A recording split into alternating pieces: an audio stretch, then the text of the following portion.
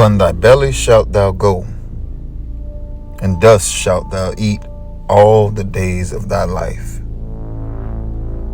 And upon his belly he went, leaving his trail and mark each place he ventured to and from, eventually forming a trail with such complexity he almost made himself untraceable. You know, the mysterious one. Symbols are a language that can help us understand our past. As the saying goes, a picture says 1,000 words, but which words? Interpret for me, please, this symbol. Madonna and Child. Faith, Christianity. No, it's a pagan god Horus and his mother Isis centuries before the birth of Christ. Understanding our past determines actively our ability to understand the present. So, how do we sift truth from belief? Lá embaixo, gente parecem formigas, correm entre cá. Lá embaixo, gente parecem formigas, correm entre cá. So in our recent past, we seem to have found ourselves in the midst of the womb of the woman, an assemblage with a veil of the sun's brightness, assembled with the help of the masculine proponent of the woman's gathering, preacher.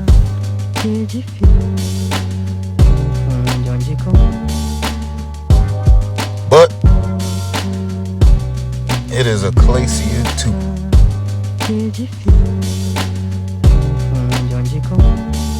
Now, I know the first video was supposed to take us into a series about Nimrod, but over time, with the information I've gathered, I assumed it was only right that I combine the two and make one full series, given the fact that both stories or events correlate and lead back to the same source.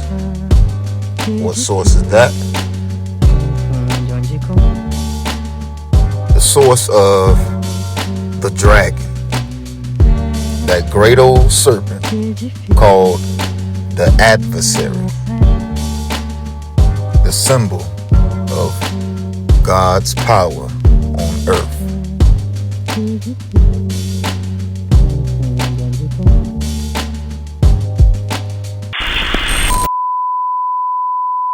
Guardians of the secret they supposedly refer to as the dark con of man.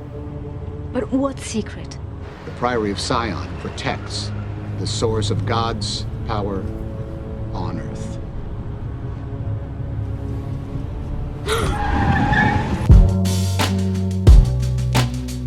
Now, if you watched the first episode, I would assume that aside from the woman, you remember the red dragon with 7 heads.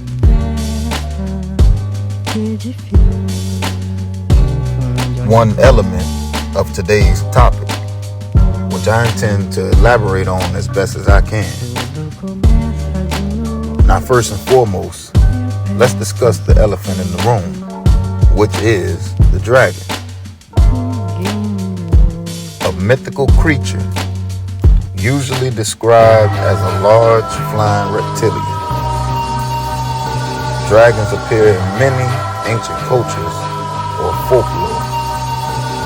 For instance, dragons in Western cultures are depicted as winged, horned, and capable of breathing fire. However, the ones in Eastern cultures are usually depicted as wingless, four-legged, serpentine creatures with above average intelligence. But peep this. Commonalities between dragons' traits are often a hybridization of feline, reptilian, and avian features, meaning cat, serpent, and fowl, or what we would call bird, which technically is an abominable creature, if you ask me. Hence, the beast of Revelation 13.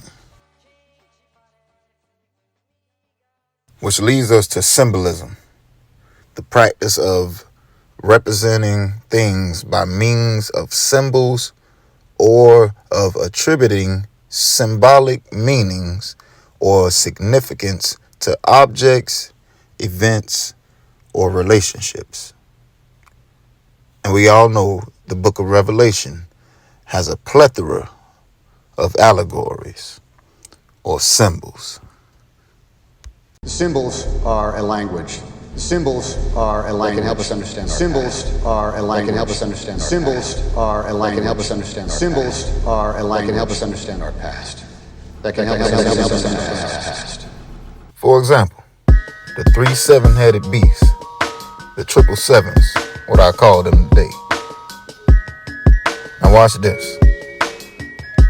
First we have the great 7-headed red dragon of heaven in Revelation 12. He it is who drew the stars, meaning gathered them, and then he cast them to the earth. He persecuted the woman and caused her to flee to the wilderness, which in turn the serpent cast out a flood, which the earth swallowed up. Now keep that in mind. Now we move on to the beast of the sea in Revelation 13. Like the red dragon, he also had 7 heads and 10 horns, but upon his heads was names of blasphemy, being depicted like unto a leopard, feline, feet of a bear, mouth of a lion, and given authority from the dragon. Now I hope you're still paying attention, because it only gets deeper from here. See, the beast of Revelation 17 is the most important of them all. When we go back to the wilderness, there we see a woman upon a scarlet colored beast, which is red, full of names of blasphemy, with 7 heads and 10 Now wait a minute. I know I'm not crazy, and I know you're not either, but this is obviously the same woman in scarlet or red beast of Revelation 12. So what is really going on here?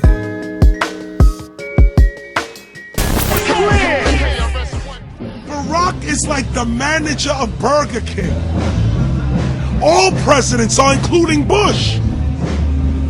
It's like this: when your fries are cold, if your burger is not done right, you go back to Burger King, America, or your government, and you say, my burger's cold, I want new fries.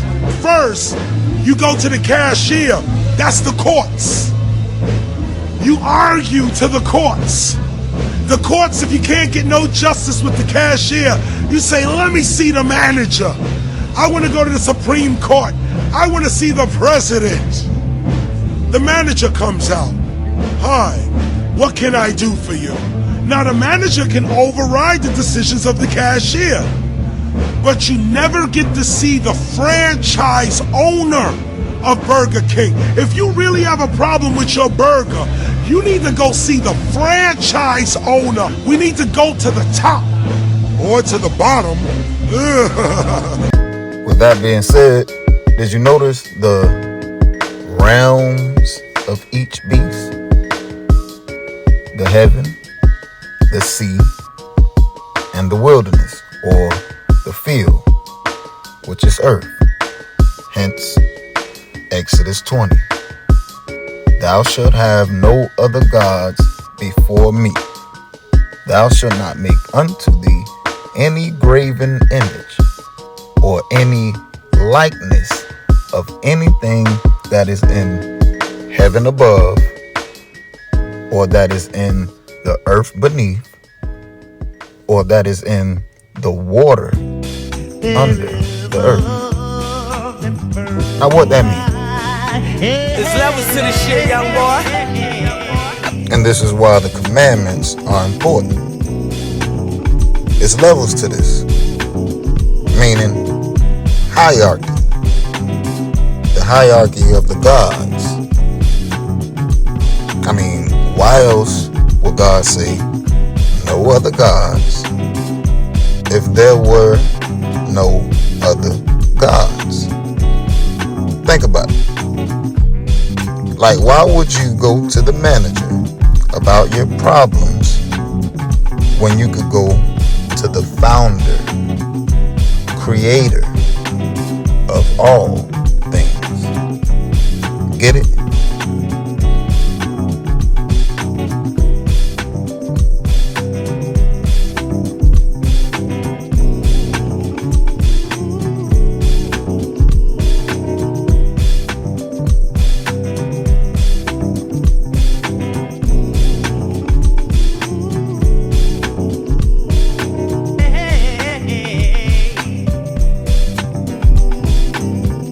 Remember, in the beginning, God created the heaven and the earth.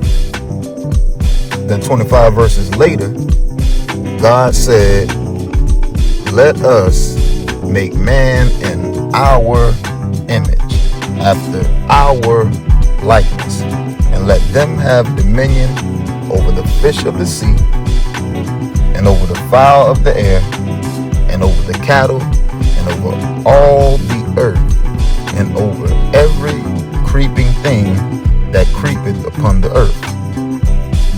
But God created man in his own image, which both us and own makes a clear distinction between the God of verse 26 and the God of verse 27.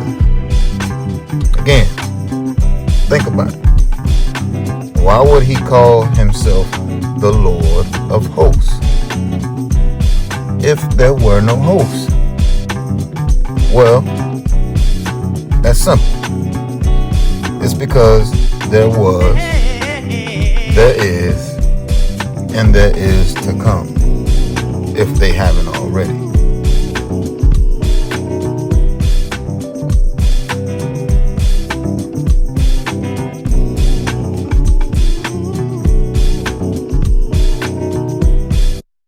Who are they, you might ask?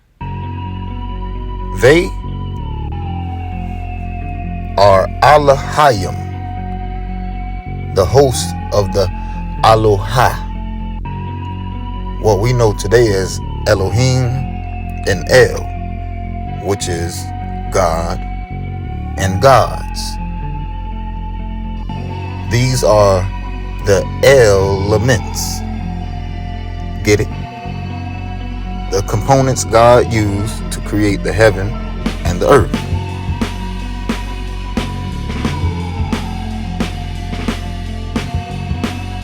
With no matter or material, I mean, what you gonna create? And this is why I say element, because everything was made meant for a reason.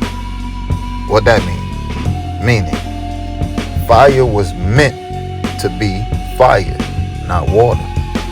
Water was meant to be water, not air. So on and so forth. You see what I meant? God's power on earth. These are the elemental beings that said, let us make man in our image, which is obviously a congregation or assembly, i.e. hosts. These hosts come from God, for God, like the rib which came from Adam to form Eve, as it is in heaven, so in the earth. God's helpmate came from him, the way Adam's help emerged from him. Hence why God created man in his own image.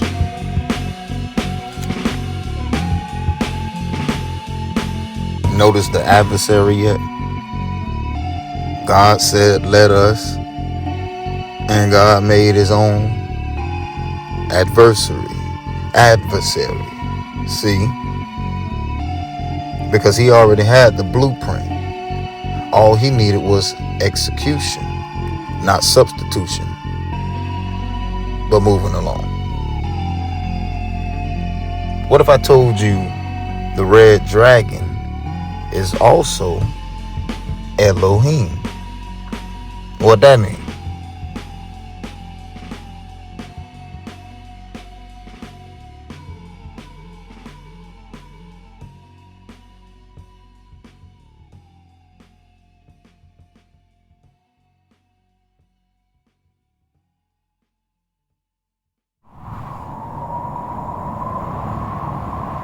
The elements, the elemental forces of nature, who are the ministers or servants to the Almighty God.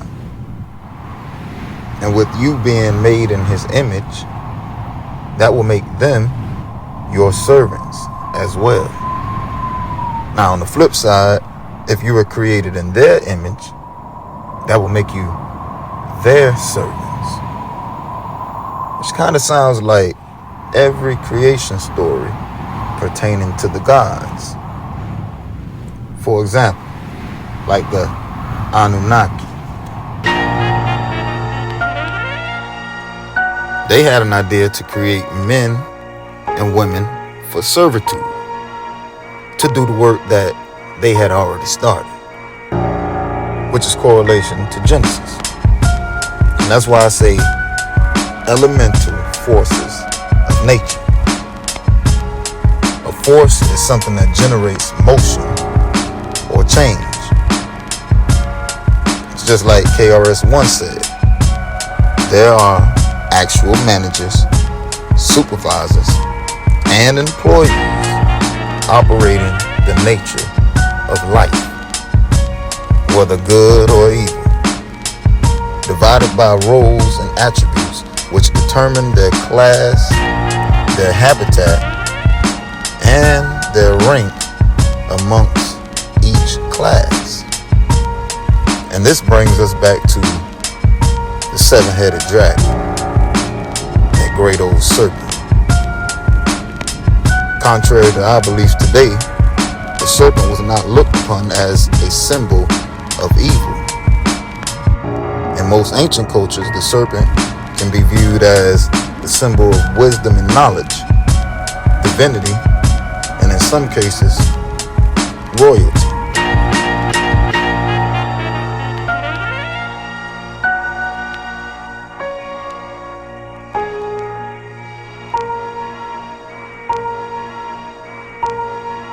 Even in our Bible, the serpent is said to be more subtle than any beast of the field. A subtle, crafty, cunning mother. Shut your mouth! And for it to have any of these three, it will have to have some type of knowledge. I mean, given the fact that crafty is skillful, clever, and adept in the use of subtlety and cunning, all leading back to the wise ones who possess inside information to the way things operate in their realm of operations, which leads us to these seven heads. And I figure if you've been listening so far, you can see the language within this symbol. For instance, 7 separate heads with 7 crowns attached to one body, indicating 7 minds, all of one accord. 7 different realms, 7 different rulers, all over the same oak.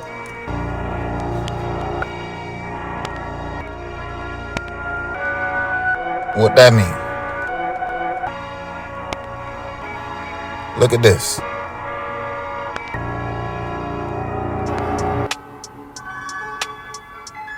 Now, before I go any further, these so-called planets that you see are not what we know today as planets. These planets are actually referred to as wandering stars, i.e., forces of nature, the causes of motion and change, the realms or habitats of the crowns, and that third of stars that were drawn or gathered with the tail of the dragon. I don't know about you, but this sounds like a very familiar to me. So let's go to church, or should I say, Ekklesiastes.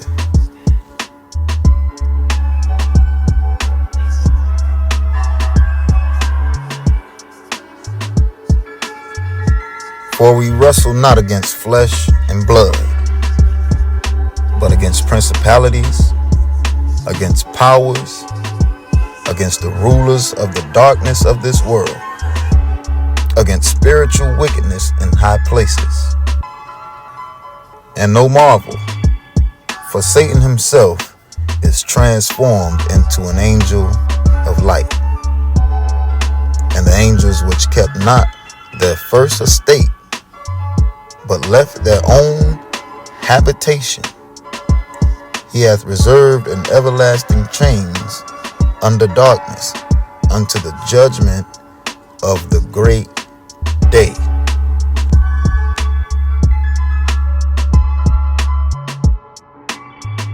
And it came to pass, when the sons of men had increased, that in those days there were born to them fair and beautiful daughters. And the angels, the sons of heaven, saw them and desired them. And they said to one another, Come, let us choose for ourselves wives from the children of men, and let us beget for ourselves children. And Simyaza, who was their leader, said to them, I fear that you may not wish this deed to be done, and that I alone will pay for this great sin. And they all answered him and said, Let us all swear an oath and bind one another with curses, so not to alter this plan, but to carry out this plan effectively.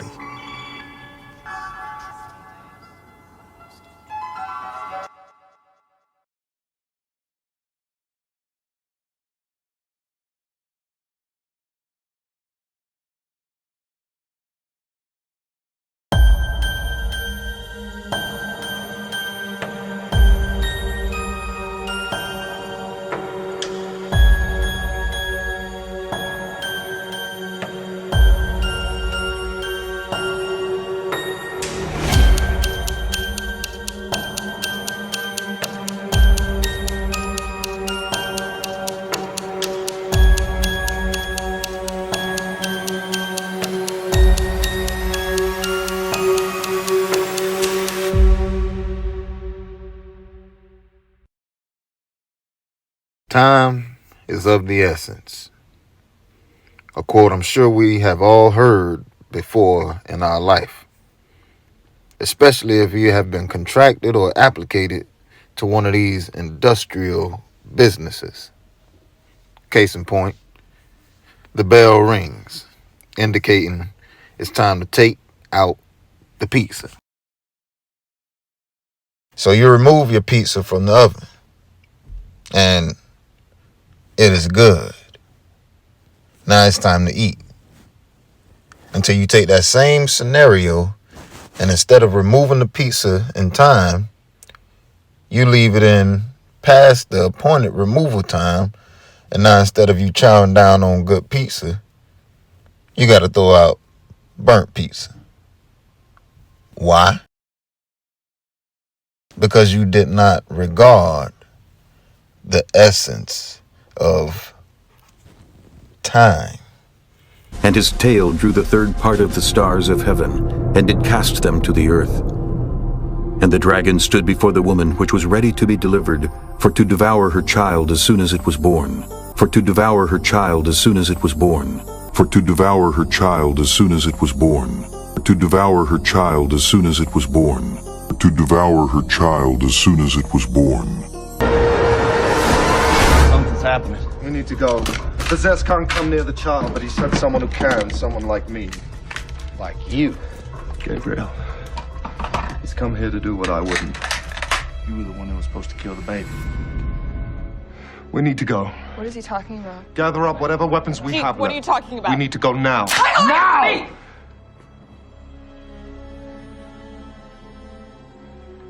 The baby. The baby was never meant to be born. It's just one baby. It's just one baby.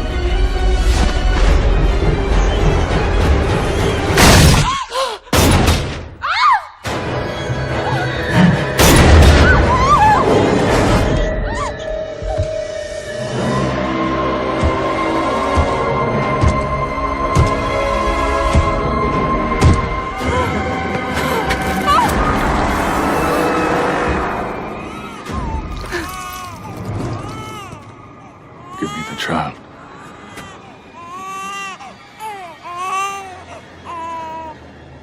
No. And death will come to you both.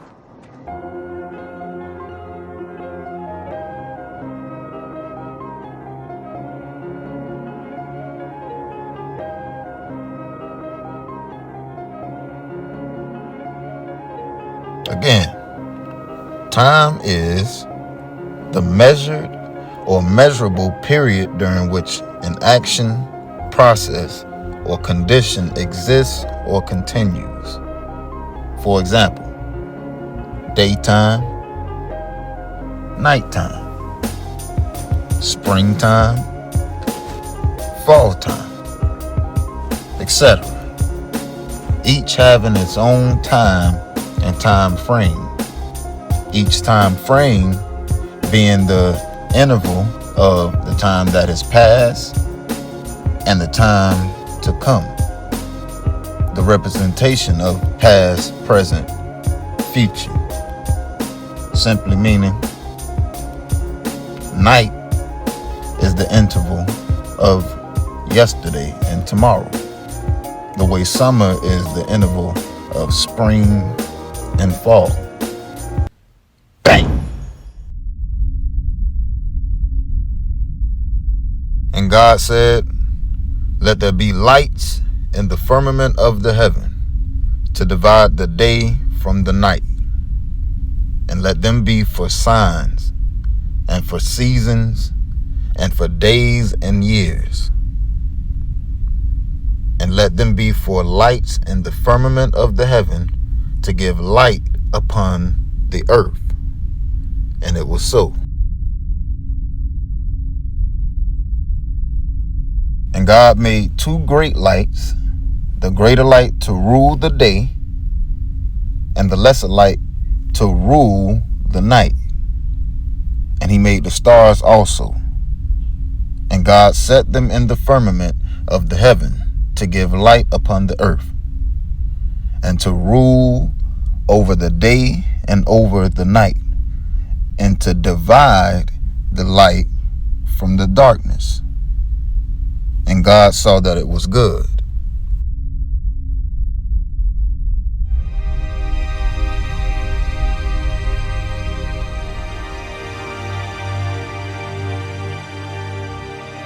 Now, you know how they say science proves the existence of God, even though they tend to always leave him out when given their hypotheses.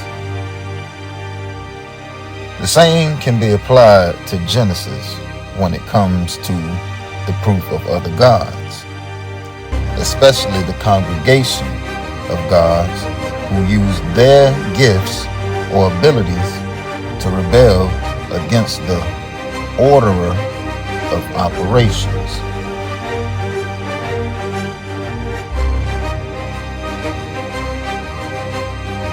As you start to place all the pieces to the puzzle in their proper places, you'll see the picture develop before your eyes like an instant camera. Now peep this. The term day, if we were to look at it from its modern definition, or the way we look at it, a day begins in the middle of the night up until 1 minute before the next midnight, which we count as one day.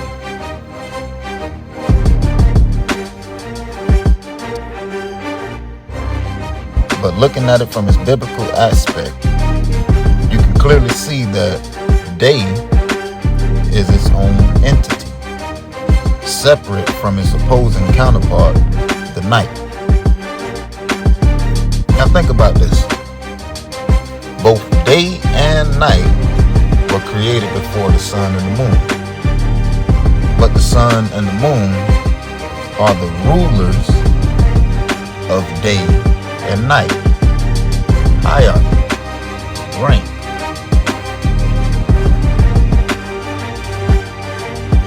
Definitively speaking, the words realm, entity, and God are all synonymous when it comes to the creation in Genesis 1. For instance, moving back to day, according to Merriam-Webster's dictionary definition of realm, entity, and God, day corresponds with each one of these words synonymously.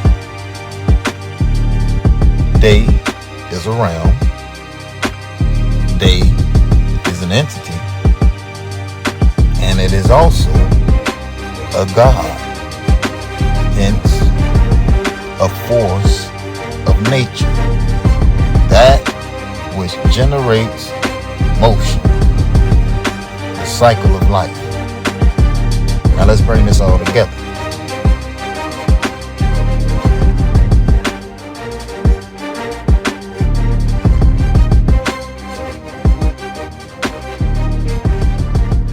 Chapter 10. Hear ye the word which the Lord speaketh unto you, O house of Israel. Thus saith the Lord, learn not the way of the heathen, and be not dismayed at the signs of heaven. For the heathen are dismayed at them. Be not dismayed at the signs of heaven, for the heathen are dismayed at them. Be not dismayed at the signs of heaven, for the heathen are dismayed at them.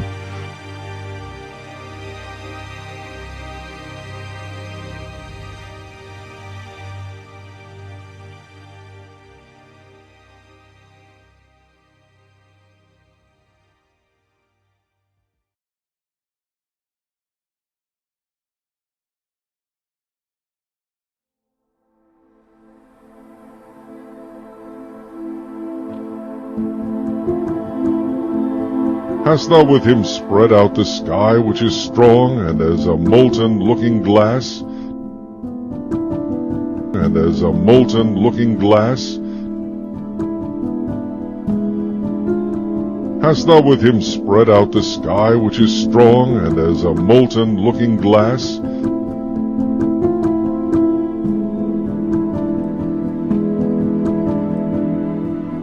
Who laid the foundations of the earth, that it should not be removed forever.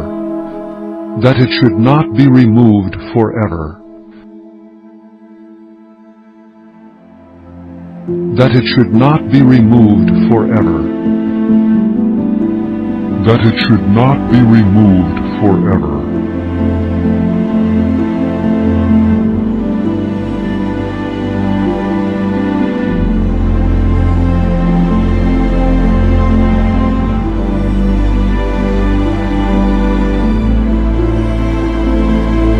All the gods of the nations are idols, but the Lord made the heavens.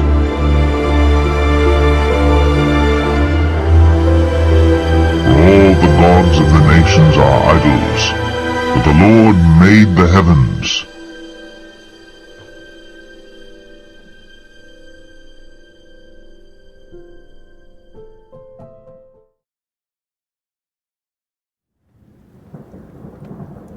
Wherein in time past ye walked according to the course of this world, according to the prince of the power of the air, the spirit that now worketh in the children of disobedience.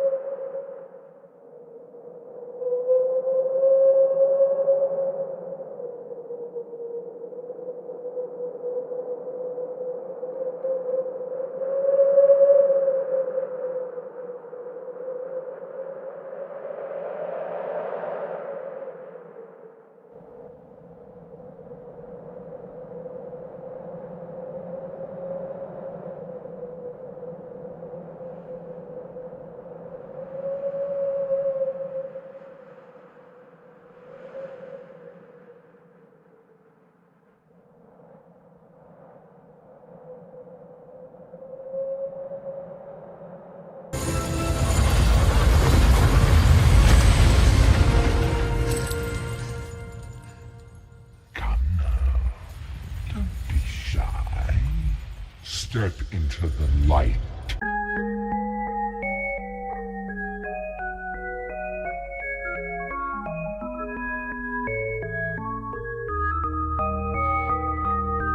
Going back to the wandering stars, the phrase itself is already conspicuous. But what stands out to me is the word wandering, which is the active word of the root, which is wander, meaning to move about without a fixed course, aim, or goal. And immediately, that reminds me of Job 1:7, when the Master, or the Lord, said unto Satan, Whence comest thou? And he answered, saying, From going to and fro, up and down, which in so many words is wandering. And let's not forget the other obvious, what we know as planets, being referred to as stars.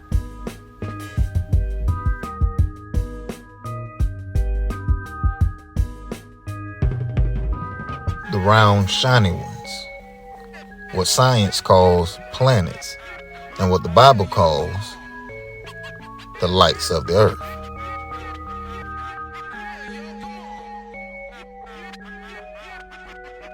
And that includes the sun and moon as written. Now these lights are the personification of the light created in Genesis 1:3. What that mean? Definition. Definition of light in 1:3 is a feminine noun, which means illumination, or to be luminous, luminary in every sense, including lightning, happiness, etc. Bright, clear, day, light, lightning, morning, sun. Like dawn, day, and dusk. Which, looking at it from face value, it looks like it says ore. Like the rocks or metals that are used for certain material. But the correct pronunciation would be awar, which sounds like a wall.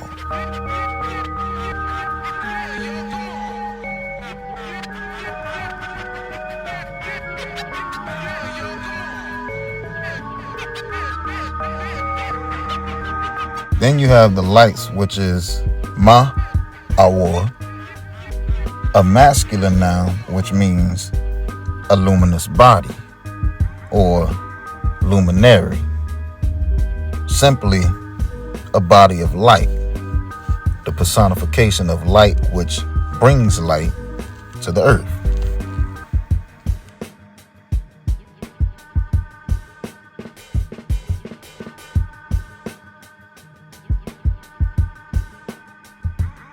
For those of you who like mythology, this should be your favorite part. Now remember, our topic is the seven-headed dragon. And here's where we identify that great old serpent called the adversary, which was present when Elohim said, Let us make man in our image.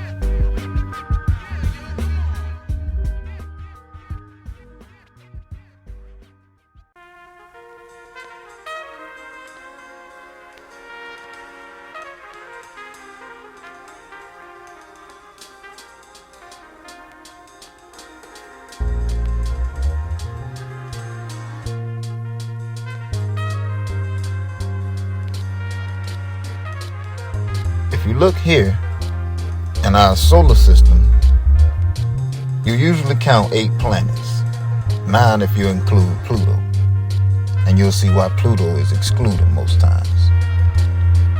But you have 8 planets, and only 1 is inhabitable for life, scientifically speaking,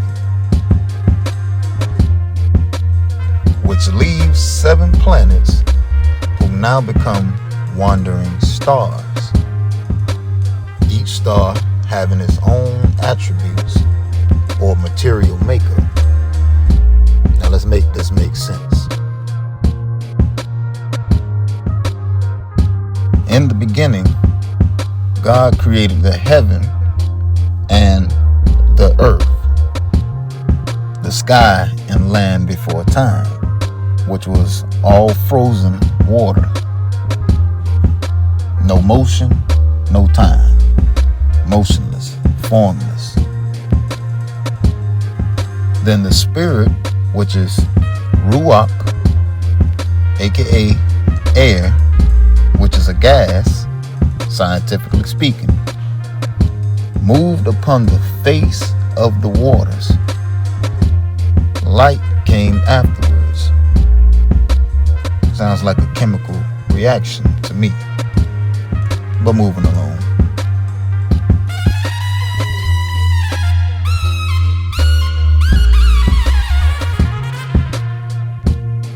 After the spirit is where we begin to see a continuum of motion, beginning time, the entry into the time zone, the realm of the Lucifer, the fiery cherub, that bright and morning star.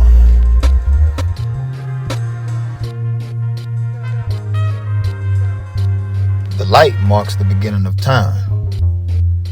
And time starts here, at the Father, or God of time, Saturn. And the dragon stood before the woman which was ready to be delivered, for to devour her child as soon as it was born. For to devour her child as soon as it was born. For to devour her child as soon as it was born.